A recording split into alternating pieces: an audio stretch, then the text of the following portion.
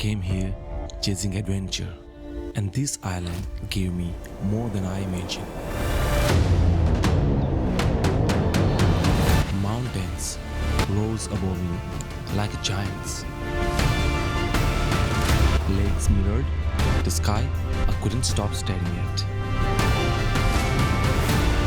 From the stillness of Wanaka to the wild edges of Fiordland, I wasn't just traveling, I was living a dream. And every place felt like a new story waiting to unfold.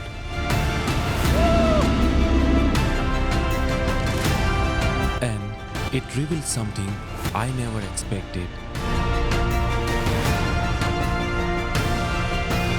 Driving through valleys, I watched snow-capped peaks rise in the distance.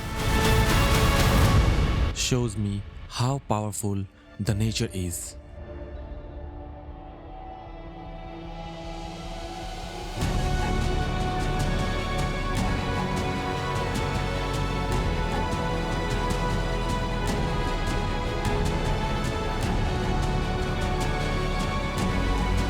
This wasn't just a trip. It was surrender to nature, to wonder, to something far bigger than myself.